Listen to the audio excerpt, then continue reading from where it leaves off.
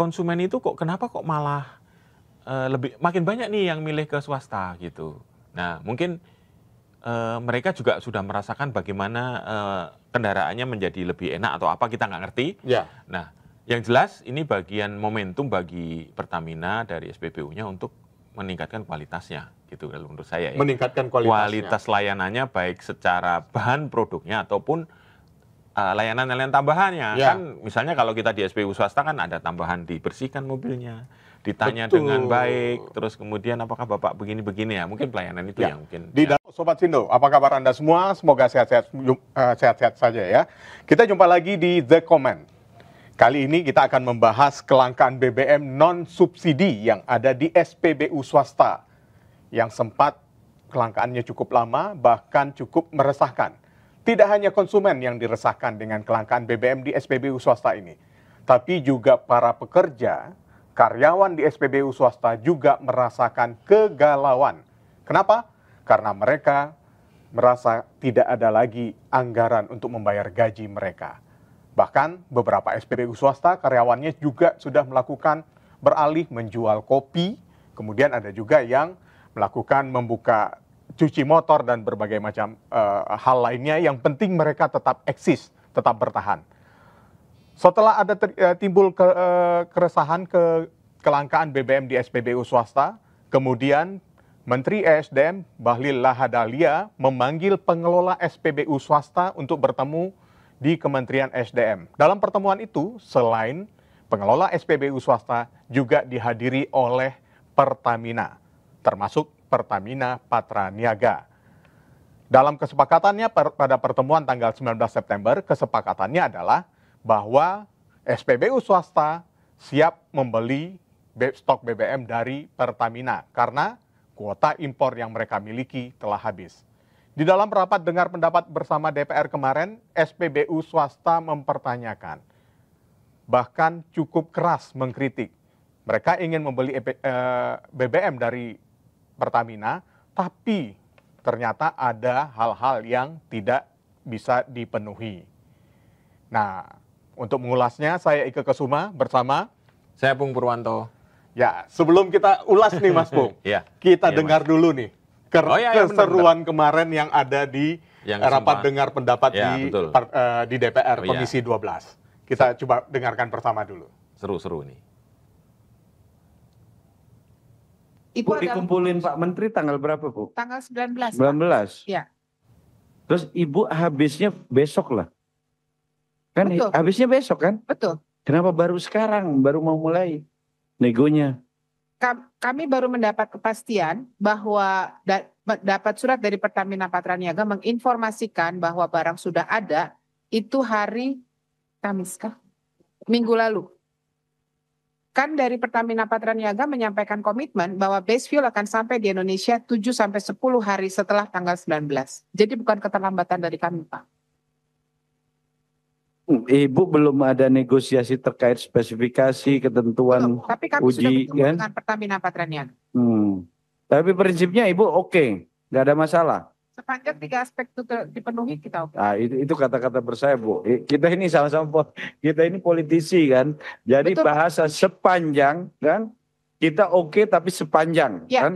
Beda dengan kami sudah pasti oke. Kami memberikan contoh bahwa mendapatkan barang dari lokal atau Pertamina itu bukan hal yang haram buat Shell atau hal yang tabu. Kami pernah melakukannya. Jadi kami percaya ini masih perlu didiskusikan, tapi itu bukan hal yang akan kami tolak sepanjang 3 aspek itu terpenuhi. Ya, thank you Pak. Oke, Vivo, coba mau beli juga itu, Bu? Hampir beli Pak, tapi ya ada beberapa hal teknis ya seperti speknya yang belum disepakati sehingga akhirnya dibatalkan. Nyaris beli ya Pak? Nyaris beli. Nyaris saja Pak. Kalau nyaris itu tidak beli Pak, kan? Gitu loh.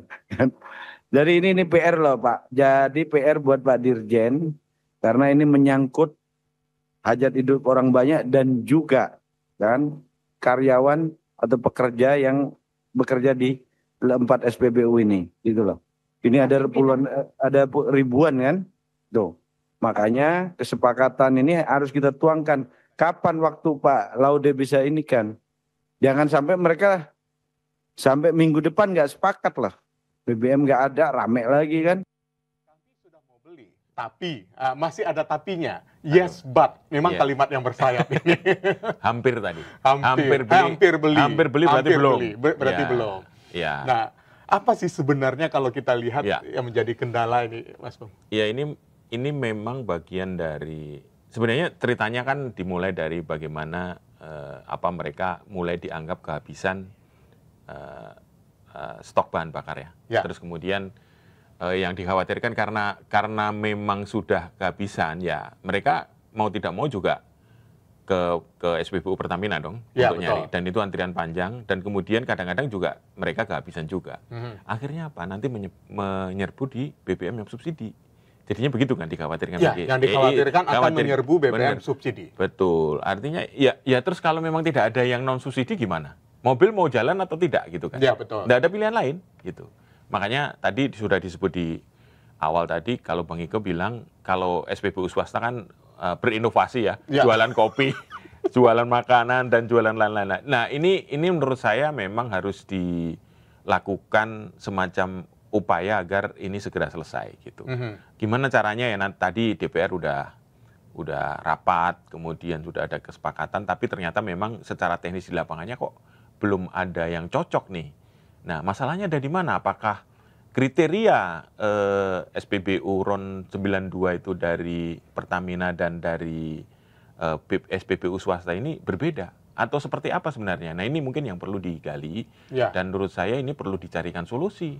Jangan sampai nanti apa ya, kalau tadi dipaksa untuk membeli, tapi ini kan SPBU swasta ini kan juga karena dia ini kan harus bersaing ya. Ya, betul. Harganya lebih mahal sedikit, makanya dia harus memastikan kualitasnya atau servis-servis yang lebih dari SPBU yang sudah ada Pertamina Ya, misalnya. betul. Ya harus dilakukan gitu. Makanya kita nggak tahu apa yang terjadi di lapangan sehingga mereka belum bersedia untuk membeli itu. Nah, ada hal yang menarik. Kenapa orang masyarakat kita untuk mengkonsumsi atau membeli BBM non subsidi ini beralih ke swasta? Ya. Padahal ini kan kalau menurut pada pertemuan tanggal 19 September dengan Menteri SDM Bahlil Ya. Lahadalia, Menteri Bahlil menyebutkan bahwa kita harus menjaga kedaulatan energi kita Ya. karena itu amanat dari undang-undang. Oke. Tapi Pertamina padahal menjualnya harga lebih murah. Mm-mm. Dan SPBU swasta, yang menurut Bahlil, kuota mereka sudah dinaikkan 110%. Sudah dinaikkan 10% dari Oke, tahun oke, sebelumnya. Oke. Sudah dinaikkan 10% dari tahun sebelumnya. Tapi kuota mereka ternyata lebih dulu habis ketimbang kuota yang ada di Ya. Pertamina. Apa sih sebenarnya kemudian, apakah memang kita bisa melihat atau mengatakan bahwa terjadi pergeseran konsumen Ya. dari SPBU Pertamina yang non subsidi ke swasta. Kalau Mas Pung sendiri melihat seperti apa? Ya, memang beberapa kali ada kabar tentang bagaimana kualitas dari SPBU di Pertamina ini cukup diragukan. Ya. Nah, ini menurut saya sih isu yang penting untuk segera diatasi ya. Sehingga sebenarnya masyarakat itu pengen, masa sih kayak gitu. Ini kan biasanya kan kalau muncul begitu itu ada ini persaingan bisnis, Ya, itu kan. betul. Ini bagian dari lawan yang warna kuning kah, yang warna hijau Ya, gitu. betul. Nah, sebenarnya terus kemudian akan dibuktikan ternyata konsumen itu kenapa kok malah makin banyak nih yang milih ke swasta gitu. Nah, mungkin mereka juga sudah merasakan bagaimana kendaraannya menjadi lebih enak atau apa, kita nggak ngerti. Ya. Nah, yang jelas ini bagian momentum bagi Pertamina dari SPBU-nya untuk meningkatkan kualitasnya gitu kalau menurut saya ya. Meningkatkan kualitasnya. Kualitas layanannya baik secara bahan produknya ataupun layanan-layanan tambahannya. Ya. Kan misalnya kalau kita di SPBU swasta kan ada tambahan dibersihkan mobilnya, ditanya Betul. dengan baik, terus kemudian apakah Bapak begini-begini ya, mungkin pelayanan itu Ya. yang mungkin Di ya.